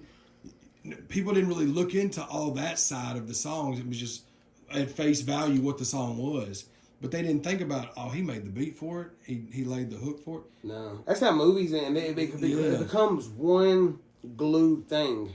Yeah. The artist, because without the beat and everything, it would be something else. But Yeah. it just becomes a final product. Yeah. However it got there, I don't know how potato chips are made. Yeah. But how? Yeah. You know what I'm saying? And so that's a great point, man. And like we've been on several movie sets, and that's something, That's something that's holding the coming boom down the mics and stuff, man. 18, 19-year-old kid, his little arm's about to go out, and he's like, "You're in my frame. Are you serious or not?" Yeah. Yeah. Yeah, dude. Yeah. I love it. That's crazy, man. Dude, I usually, man, like my Googles, man. I got some shit like my Googles during the days, regular shit. Yeah. 2 a.m. Google's completely different. The spiders have lungs. Hey man, some do and some don't, you know. But I love, man, like just learning just different shit. It might not even mean jack or nothing, you know what I'm saying? But I was like, you know, but I just like stimulating my mind and stuff. And I think it's, you know, when he's talking about being a better person and stuff like that, I think everybody can do something a little bit to level up. Level up. I mean, you still be a beast, dog. I mean, still be a beast, bro. But I mean, just, you know, walk with kindness and love, man. Because I'm going to tell you, dog, that negative shit, ain't no blessing going to come out bad at all. Yeah, no, at all, man. And you can walk a good life and still get chopped down. I mean, this is real life. You can still get chopped down. But you got discipline and way consistency. better opportunity to move forwards, man. But walking. And so I love when people's like, you know, twanging around, man. It's all positive shit. Nobody can say, man, we screwed nobody over or messed somebody up. Now, people's cut their own self off. Yeah. All ignorant stuff, you know, but other than that, like, God bless your journey, you know. God bless your so journey. I can love you from afar. I hope you do good. You know, I mean, I don't wish nothing bad on anybody. Yeah. I prayed on an ex-employee one time. We're not haters. Yeah. And when I prayed on this dude, I was talking about just praying for this dude to get removed. And I was like, man, I don't care if he wins $1 billion or dies in a fiery car crash. Yeah. I'm so content with it. And that's just such a 180. Yeah. Right? So there's no, like, there's no ill manner or nothing put towards that. I'd rather him not die in a fiery car crash. Right. Well, sure, I but hey, God's will be done. I mean, yeah. I get what that's you're why, saying. That's why I threw my extra ticket. I was like, hey, $1 billion. Yeah. Maybe that'll help. You know, I ain't never seen this man $1 billion be a hater. Yeah. You know what I'm saying? It's like, wee! Yeah, they're in their own world, man. Yeah, that would be Yeah, I'm sorry, go ahead. No, you good. Yeah, I just say when I pray, man, it's usually just, I'm just saying pure prayers, and it comes from my heart, not some shit that I've whipped up in my mind or something like that, man. And I think that when a person, man, really dials in on that kind of, because everything's subjective. I'm saying shit that I like, you might not like, and that's okay. The You know? fastest way to manifest anything in life is to pray and have faith in it. Mm-hmm. And when you start doing that, it changes you. It changes you as a person because it changes your frequency, your energy, your vibe, whatever you want to And I love people's like, why crock of shit? Why don't you go ahead and smoke another? And I was like, hey, dog, I said, what's consciousness? That's right. He's like, what's when I get up in the morning? I was like, well, that's what it does, but what's the fundamental? What is it, dog? Yeah. He's like, I ain't ramble off some shit. And I was like, I mean, what's really weird? You see what I'm saying? That's a weird one. Yeah, exactly. Right. Yeah, man. So that, based off that itself, man, I mean, I left the dream world when I woke up. Yeah. And when I was in there, it seemed pretty real to me. Yeah. At the time. And that's what's so crazy about And dreams, because there is no time. There is no time. I've even mentally become so sentient in my own dreams that I know when I'm dreaming in my Lucid dreams. dream, I love that. And I can manipulate the landscape at that point. He stole a dirt bike in Lucid I dream. sure did. Almost brought the shit back to this side. I was like, son of a bitch. Crazy. I got the wheel and stuff through. Yeah, bro. Yeah, dude, that's crazy that when you think about it like that, when you're dreaming, you'll be dreaming, and in your dream, it's like a few months done went by. Oh yeah, And you you live wake the whole up and you life. just like That lets 30 you know, minutes. man, because this is a biological, whatever it is, right, man? But when you slide some shit like there is no time, or that's why in the God's word and stuff, man, people can't wrap their head and shit around it, dog. It's not in this physical form, bro. You know. Yeah, existence is existence. No matter what plane you're on, it's just different planes of it. So. Yeah. You know, that's where you get into interdimensional, how many dimensions there are. I told Twang one time, I said, hey, cuz, I said, man, everything's glued to something out here. And I said, you could have been a beagle hound, cuz. And I was like, but you was born country twang, bass vocals and shit. He's like, well, you know what, dog? It's dead serious, man. He said, if I was a beagle hound, I'd be the baddest fucking beagle hound in the game. I would. I love that. That was such a great answer, bro. Yeah. Oh, shit, bro. Yeah, dude. We're going to have a good time everywhere we go, man. Yeah. So how did y'all come about with your names? Perfect. I'm glad that's a great question. So mine was, like I said, my dad was an absolute legend. People people at the state senate when we were Kentucky colonels. Now they was like the son of Roundhead Davis, so they called him Roundhead. Mm-hmm. And where that name came from, I'm not really sure. I did hear one story, man, when he was a kid. Well, that Davis Dome had a lot to do with it. Well, yeah, Roundheads and shit too, man. Yeah. But he was getting he's wanting a socket or something. He brought the wrong. He said, "You damn round-headed son of a bitch!" And everybody started calling him Roundhead. Yeah. Now, I'm gonna tell you, man. Him, my older cousins, that shit that makes you care, they just didn't have it. Now later, I think it's because they was eating diazepams and stuff, and just killing their nerves, probably. You know, something to do with it. Yeah, dog. But just to give you a magnitude that one of their marijuana bust, which is on record, man, was in 1993 was 2,500 pounds of marijuana. It was on ABC News and everything. That was the first time my uncle went to Penn. He was 17, and he was like Good Morning America. Yeah, Ted Koppel was on there. DTF came in showers and shit. There's a smaller operation I think got busted, and they rode or something, man. And so he always say, man, you shit in your backyard, you'll step in it. And so they was up in Wisconsin cultivating, and they was coming back down here and shit. So he did big scale, like he had race horses and shit like that, bro. Yeah. And so when I was a kid, you know, I go to poker house and stuff like that, man. They was like, man, that's a little round head right there. That's a little round, you know. See, I grew up in the poker house. Yeah, Yeah. So when he passed away and shit, and I was really like into making beats. I swung by a little round on the beat. Yeah. Then, you know, eventually started, you know, the country twang. Everybody's like I said, Fred Well, Savage back for then, 1 year. yeah. Yeah. No, well, back then when I started recording for the first time, this was like in the 95, 96. Mm-hmm. Back then, I'd walk into the studio, and it was like, man, you got that country twang sound. Mm-hmm. So everybody just started calling me country Well, twang. listen to me. It sounds like he's rapping right now. Just Yeah. talking to you and shit, man. Like, Yeah. So- Did you have a name that you was going by before they started calling you country Did you twang? pick a name? It just Never picked you. picked It Yeah. picked me. Okay. Everything in this whole journey has picked me. Yeah. Everything. Yeah. Even society. Like where we're that's a at great with it. point, dude, because we're just talking about, like, hey, the grove country rap. Like, I never looked at it like that, man. It's like I'm just doing some shit as a kid that I like. I look up, I'm like 38. You know what I'm saying? But it's like Absolutely. whittling wood. Yeah. It's where I find, like, refuge and peace and stuff at, man, is by making my beats, whatever year it is, you know? Yeah, for sure. It's absolutely right. Not to cut you off here, man. No, but just that's add right. to it, man, That's but yeah. absolutely right. That was a. I think you used to be an old band called Dick Throttle or something, didn't you? No, man, it was Dick Throttle. Tonight, one night only, Dick Throttle. Tonight, speak with us. Tonight at Tit Balls. Dick Throttle. I think I said that one time to a coworker or something, and I was like, I don't know, waste time. I said, he's an old bass player for old band Dick Throttle from the 80s or something. Dude, it's like, it's that hard, bro. Man, I'd like to do a song with Steel Panther. We seen him at Clarksville, I'd like to work with Wheeler Walker Jr. Oh, Wheeler, dude, he trips me out, man. and he's serious about it. Like, Oh, you know, Oh, for sure. Oh yeah, Yeah. Watching his interviews, like I've seen him go. He's went on Tom Segura's podcast a couple I times. saw and that. Hearing him talk about it, you can tell it's not a gimmick. Yeah. Oh yeah. That's really how he feels. well, I about mean, bar gimmick work. or not, man, but he'll say that just like Danny McBride. Yeah. He's like, "What's Yeah. up, pussies?" Yeah. And he'll just look at you crazy and shit, bro. It's like, oh, okay. Whether it's a gimmick or it's him or he's Yeah. living the gimmick, either way, it's a character. Well, man, yeah, that's the art. I it's- think. I love that, think yeah. it's- you know, and Conor McGregor's. I love MMA and stuff, but he was talking about, you know, if you're working at a craft, you kind of got to be off a little bit Yeah. to really. And that's one thing that where we transcended. Yes, we're doing it because we love it, but we've done it with a tenacity of, hey, you know, this is it. Let's Well, you go. know a twang around record when you turn a twang around record absolutely. on, you know? I mean, Absolutely. And the evolution of the music is us growing as men. yeah. And our life. Let me peg this a couple You know, times. whatever bro. we're going through, you know, because it's there's ups and downs, but it's just how you celebrate the downs and the ups. Yeah. Well, that's an interesting point too. You saying like you kind of, to be like what we do, you do have to kind of be a bit off, because you have to be off to where you can tap into that focused artistic side. That makes a lot of sense when you say that. Yeah. Because it's kind of like it's like a certain twitch that you have to be able to access maybe that piece, you know.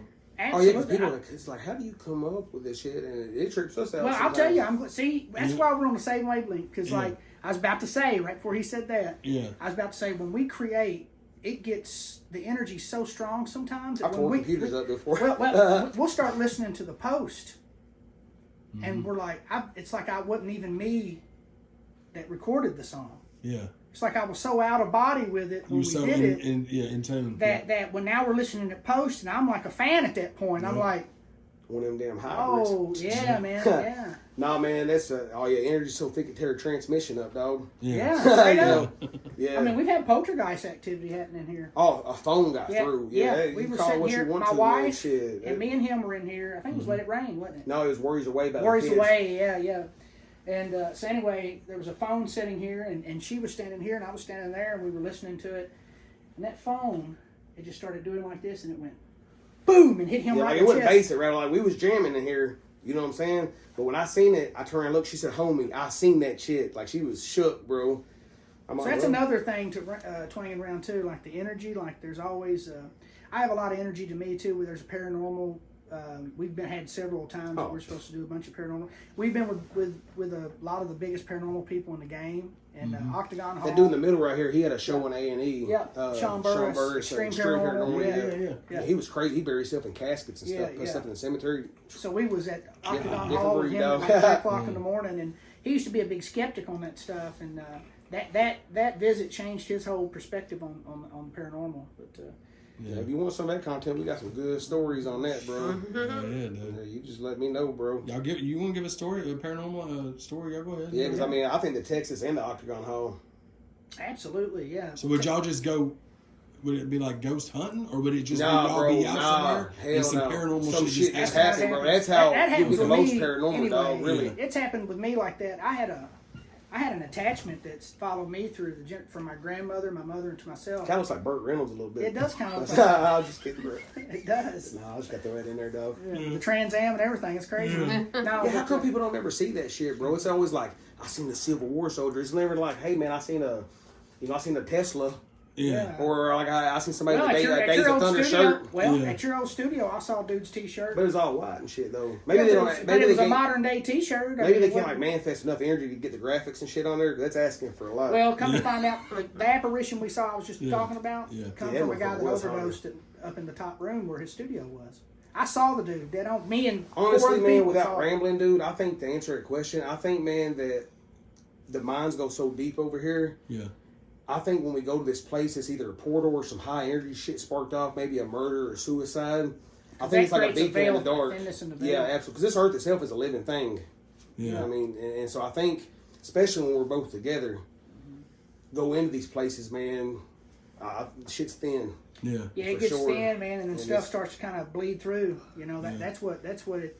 So if you're at one of the most haunted locations in America, like the Octagon Hall, which, you know, it's right up there with Waverly Hills and everything else. It's like a radio frequencies. It's chemical reactions that you're having for audio signals. So we were there with Sean Burris, and Sean had come in to do paranormal filming. Yeah. So he had rigged EMF detectors on all floors from top to bottom, had grids. You know what an EMF detector is? Is it? I'm assuming I'm comparing it to something. Well, you know how like set of scales work, right? Yeah. All right, so you go in there and get all the electricity flow, laptop, shit in the wall, then you tar it or whatever, man. You tear it or whatever, man, and you just recalibrate it to 0. Now that it rises, where did that shit come from? Yeah, bro, that shit's for real, bro. So anyway, it's at night. It's gotten dark. They've went down and they're in the slave cemetery, and we're up. There's 35 or 40 slaves marked that lived and died here, bro. Now, and this is off 31W. Soldiers. You know where 31W is? There used to be a buffalo trail. Then, of course, Indians and stuff, took over.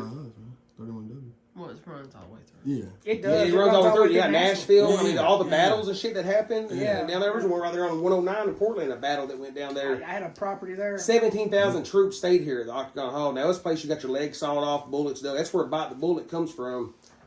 I had to bite the bullet. Some shit you didn't want to do. I'm about to take this off. That shit happened for real. There's even some soldiers buried there. Yeah. I came there just for the history. My sister, she was friends with him, and she's like, hey, can my brother come by here? And he's like, yeah, it'd be awesome. So, hell, I brought a smoker and some moonshine and a couple left-handed cigarettes, dude, and we're just jamming out, you know. Yeah. So they're out there in the cemetery. They're out there in the cemetery, and he's like, hey, man, let's go for a fix a sandwich. Now, this is Octagon Hall in Franklin, Kentucky. I just wanted to go. That's how we do it, too, man. We it's natural. Yeah. So when you didn't go over with that intention. No, we're hungry. No, it's just natural. Yeah, we're trying to get the Cheetos and we're shit, there bro. cooking, like hanging out, and observing. So we go up in the house, and it's late. We're the only ones in the house. You have to know how this shit's set up. Down at the slave cemetery. There's a hospital room upstairs or whatever, and the house is Octagon. Everything, and it's a museum now from that era. Yeah. And the owners are buried there. Like one of the kids died. I mean, it's heavy. You feel the energy. It's like going to 9/11. Andrew Jackson Caldwell's first family's family's buried in the backyard. His wife and kids. So we're sitting there, dude, and we're sitting talking about this regular stuff. With these boot stomps, just. Yeah. We're the only ones in the crib, bro. It's come from the hospital room. Boots, y'all. I'm talking. Said, He gets excited. He was like, "You hear it? Anybody that's been gone? I'm ready to dip." And he said, "Hey," he said, "we hear you up there. We're not going nowhere. What's up?" Perfect. That's all it needed. So it sounded like a chest or something being drug across the wood floor. You could hear it. Yeah, bro. All the EMF detectors start going off. Top all levels. Floor. That hit floor, first. Basement, dog. Yeah. all of them screaming. Then it was like that the dragon. frequency That, got check so- this out, that dragon. It went from there to Dolby surround. And The it was crib. like, and it got so thick in It sounded there. like the house was twisting, Yeah, dog. it got so thick. We were Man, this scared close, of and my- it was hard to hear each other. Cause listen, I'm just glad I'm on the first floor, dog. Because Yeah. I would tore gutters off. You hear It's me? what I was would gone. think being It's what I would It think. was sliding down there to us. Yeah, either 100%. we were going to get sucked through a portal into another time, or something was going to manifest And be there. And see, this in is the front only of us. thing that I think white people could do better, man. It's like, we hear you up there. And she like, they were like, hey, are you here? yeah. LFAT, bro. We've almost had 2 national TV shows almost and then just hit some little roadblock. I was like, thank you, Lord. That's not my thing, dog. It's not. That shit's wicked, bro. Yeah. So, now, you think that shit's crazy? That's Mickey Mouse, bro. Give me a shot of water on this one, dog. Yeah. Texas. Where was the one y'all just described? Where that was Franklin, here? Kentucky. Octagon Franklin, Hall. Kentucky. Okay. Yeah. Go holler at boy, man. Support, man. It's like cheap, $5-10 to go It's through it, worth it man. to go. Yeah. Man. Our yes, dog. pictures in there on the wall. It's We did concerts there, so Yeah. man, I have dreams about this place, bro. Like, you know, when I have a dream, dude, and this shit will come to me, bro. I used to write my dreams down, Big man. shout and some out to chick Barry was like, Gaunt. don't write your dreams down, so that makes them real. And I was like, yeah, that's superstitious shit. I never wrote more down. Yeah. Like, I feel you. Because, you know, that'd be wild, never bro. know. Yeah, Yeah. you don't question. Like you said, 3 months can go by, and that's weird, dog, you know. Yeah. But anyway, it's intriguing. I like it. All right, so Texas. Yeah. All right, you mean leave this in? sure. Yeah, man. So Chris Hensel was from Dukes of Hazzard in 2014. Yeah. Kenneth Hazard Life's got the Dukes of Hazzard cards. We used them in on the run. I'll just say because I did a story a few times.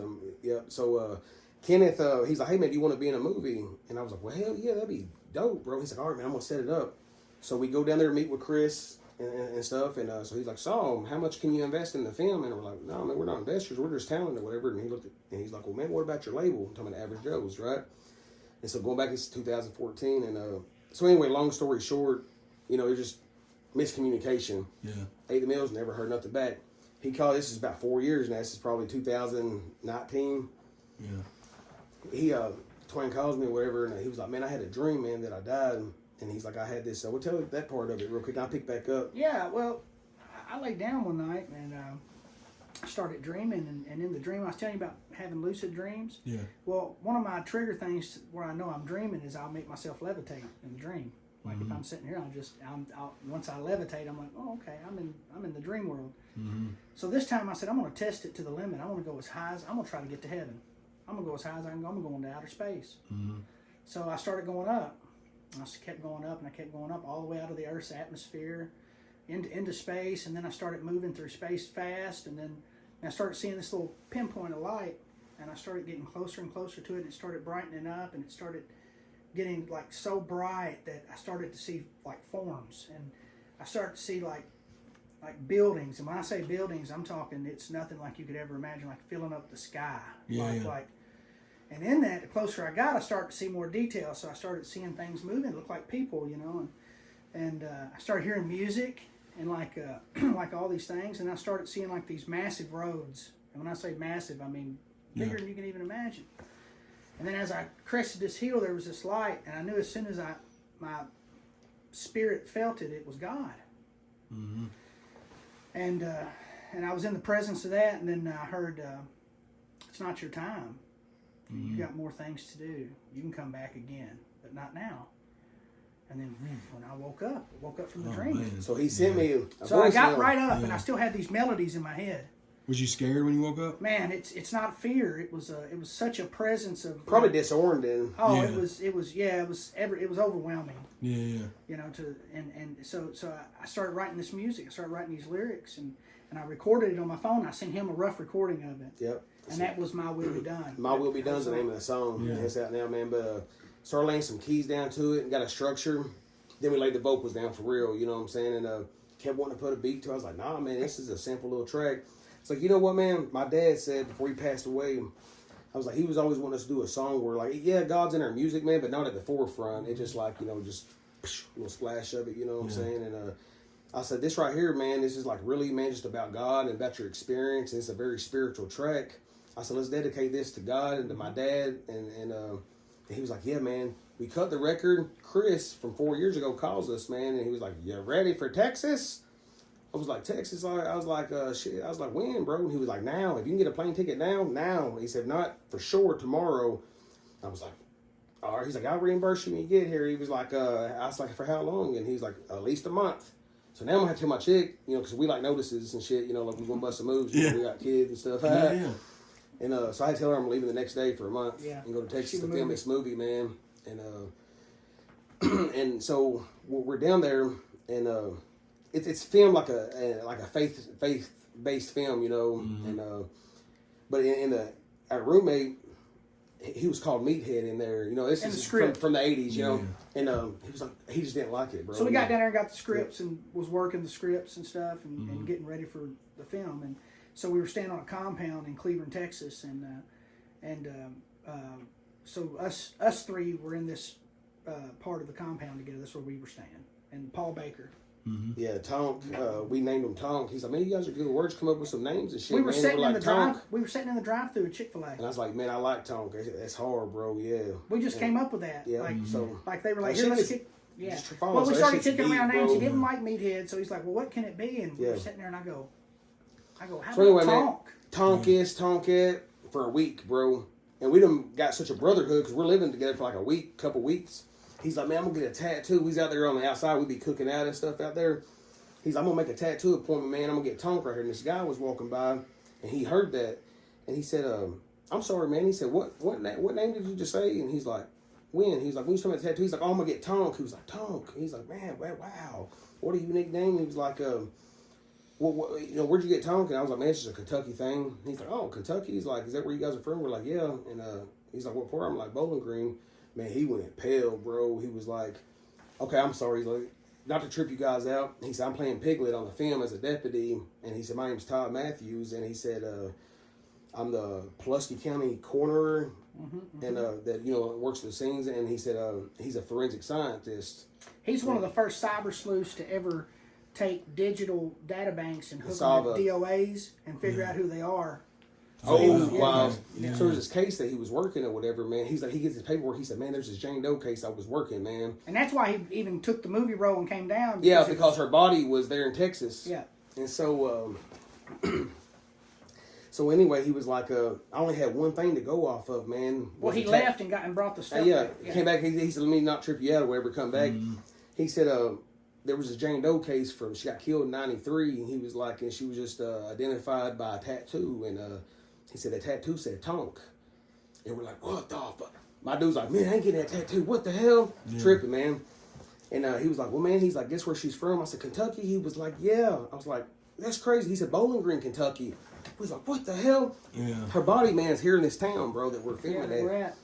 So anyway, in Texas, yeah. Yeah, so we got all the footage of that too. Yeah, so we all became friends and shit, man. We're like, what the hell? We're like, dude, we're gonna make a damn TV show or something out of this. And he's like, well, I've not even been to her grave. He said, why don't you guys ride with me to her grave and we'll. So we had My Will Be Done, the song. Oh, okay. Yeah. We already had the song. We took that fresh off the grill, dog. After the dream. After the dream. After the dream, man. Yeah. So this has got to mean more, bro. Because I'm telling you, this shit ain't got deep yet, bro. Yeah. And so Tonk found Tonk. It was a big cemetery. So we go to this cemetery, and Todd has these plots. He's not really sure. We just have to find the marker and the dates, right? So we find it. Well, Tonk walks right to it. And so we all get there. Stories take a lot out. So we start praying around. We start praying around, and her name was Angela. Angela Parks. We FaceTime. He's like, I'm gonna FaceTime her daughter. Her daughter's never met her mom. She was just a small infant when her mom left. She got hit by a train, I believe. Yeah. And the locals didn't know who she was, dog. Todd connected that. And so when he FaceTimes the daughter, man, she's a huge Twang Around fan. She's been to a bunch of her concerts. We're like, what? Because she was like, Twang Around, what are you guys doing there? At her mother's grave. But yeah, man, at her mother's grave. And we're like, whoa, what? We just crossed paths with Todd down here. And so that was, so anyway, got her mind. And Tommy Chain passed away when we was down there too. During that week, I was doing Tommy's publishing that morning with Average Joe's. And like Forrest hit me up that evening and said he had passed away, bro. And we just did his album, and that was not any connection, but shit that's where I discovered Delta 8-2 gummies. That's a whole other funny story, bro. But it is. It's oh my God, yeah. So we get back, check this shit out, bro. So everybody comes back home. So my wife works with his aunt Nora, And so she's telling, Patty was there with me while all this stuff was going on, getting her wig blown too. And so he's telling Aunt Nora, and she's like, Angela Parks, Tonk, yeah, she used to babysit Twang, and she went missing. She babysat me when I was a kid. And you had no idea. Bro, I was standing at her grave as a we grown didn't choose to go to Texas, playing bro. My Will Be Done. Now, check this out. This has recently happened.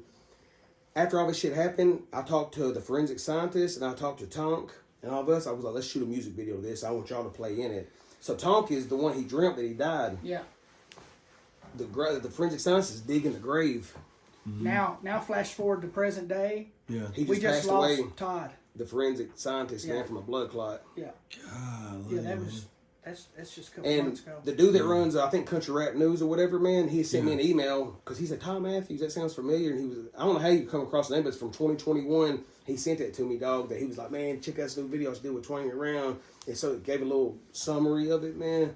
Man, bro, it'll be hanging on my wall soon, dog. You know? That's crazy, man. Like, what does it mean, bro? That's because, we didn't pick to go to Texas. And I'm going to tell you, dog, 10 seconds off, bro. 10 seconds off, he would never heard that conversation. Tonk, tattoo, tonk, ping, ping. I mean, you all know of what I'm those saying? synchronicities. Yeah. I mean, it was energy that made that happen. It was a whole. It's what I call life Called cycles. the next day, 4 years later. Like her walk led her to be at rest there, but the energy from all of that brought us there again together, and then this hopes of maybe exhuming her body and taking it back home.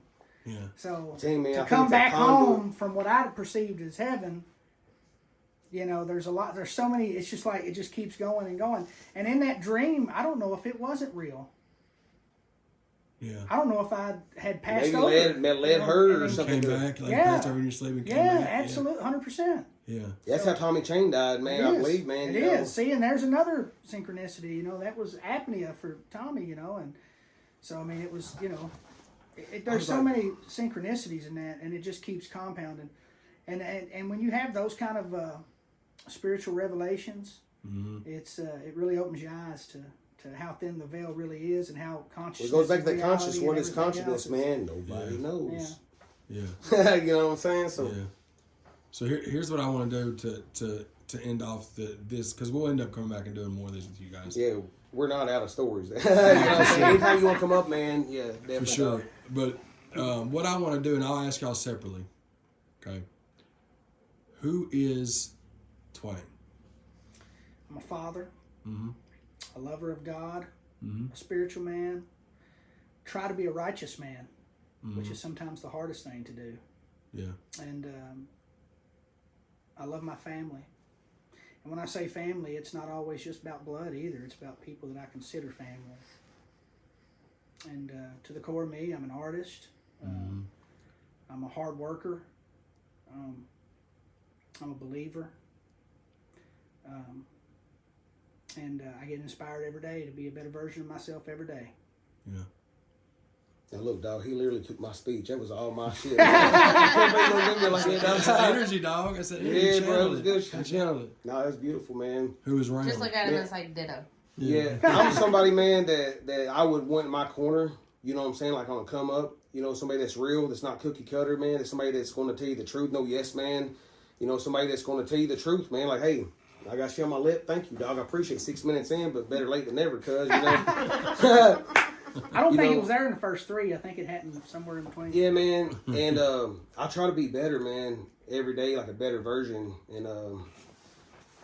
And really, dude, I really try to. It's a battle between the conscious and subconscious, and I don't only maybe certain people even understand that, dude. But it's about I'm conscious, subconscious. I don't know what that is, bro. That's weird. You know what I'm saying? But your subconscious will usually drive you off of a course and shit, And I don't know. I'm me. I don't know, and I'm unique. Something about us both is we're original. Yeah. Yeah. And at the end of the day, the music we make is an inspiration from our lives that we lead, and that does involve music. Yeah, I'm not gonna be the same person next year that I am. I don't know what's gonna happen, dog. That's It's like I am one. I don't know, man. I thank God every day for the constants in my life. What I mean by that is like the constant good times, the constant friendships and things that I continue to have. Like there's people I've been friends with for most of my life now that are still here, and I call those people constants. They never changed up. They've stayed the same. They've always been there if I needed them to be there, and vice versa. And that's, man, you It's don't rare, need, boy. man, It is very you don't rare, need but it a is. couple fingers, dude. Yeah. And that's a life lesson my daddy taught me, man. We was out, man, been in corners, dude, and he was like, he said, how many friends you got, dude? I was like, well, shit, man, there's a so-and-so, and he was refreshed every time I got this hand up. He said, just stop it. He was like, But you know what, Chad? You're in that fold now. Hell yeah, dude. Yeah, bro. You're in that I fold appreciate now. that. Yes, Same sir. to y'all, man. We're real. Yeah. You know. Well, I like, you know, that's where, man, like, you know, me, like, you know, my sister, she'll like meet new people. I like meeting new people. Now, I'll gauge the energy and stuff like that, man, but you can learn, like, there's some, I mean, dude, everybody, bro, has got a little something, bro. You know what I'm saying? Yeah. And you get inspired, man. I mean, you might tell me some shit, and I'm like, I might add just a piece of it to my philosophy or something, you know?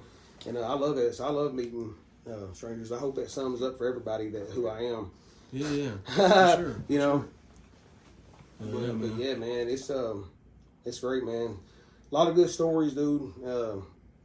And hey, man, you gotta get in trouble a little bit sometimes. You know, no good story starts with eating a salad. You know, man, it's all about that. You know, Yeah. Put that on a t-shirt, dude. No good story starts with eating a salad. got it, bro. Just give me a large, dog. Yeah. Yeah, for sure. Yeah, brother. Man, y'all be sure. I can't wait to work on some music with you guys, and I'm looking forward for the ChadArmesTV folks that aren't tapped into you guys. Most of them probably already are, but if they aren't, maybe they'll be able to learn something about y'all, and Thank we'll you. put y'all social links down to where y'all can get followed, and y'all just tap in with these guys, man. Yeah, I know TikTok. We just did a skit on TikTok, Yeah. and that shows the funny side of us too, man. Because you know, videos, man, you look a lot real serious and shit, you know, and you know, we are family guys and stuff, man, and a lot, you know, and just like to walk the line. So y'all check the TikTok out, man. It was a good one. What's the homie's name that we did some cuts with today, man? Joey Bro.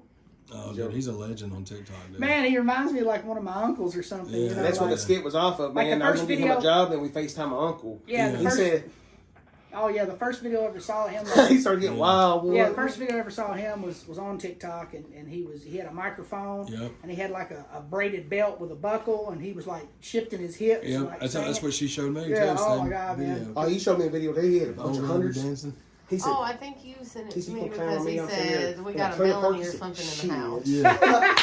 Yeah. So I sent it to her because it was a TikTok I saw of him, because her name is Melanie, and one of the videos he's doing that dance. He said, "We got a Melanie in the house." See right there, even when you were like emulating him, it was you had the face Dude, and everything. you had- it's almost like you're not full in motion, but you're looking at somebody across the shit. He said, Yeah. Oh, he swaying a gets little into bit. it, bro.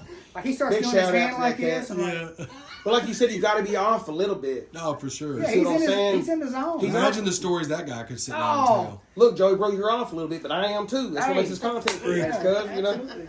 We did it out of love. You're my Everybody else uncle now, stole all bro. your stuff and just used it for personal gain, not twang around. Right. Yeah, No, I guess yeah, she's man. eating diazepam or something. You don't remember the phone call. Let's see, cuz. It's a good FaceTime, though. Thanks for the job. Yeah. I appreciate you guys, man. 100%, bro. I'm Thank you, man. Thank you. fixing to listen to some track. I'm fixing to listen to some tracks y'all got, see if we can come up with something, man. Yes, Yeah, definitely. absolutely. But thank y'all again, man. We'll be tapping in with y'all more often. Much Twanging love. around, ChadArmesTV. Y'all be sure to hit that subscribe button, man.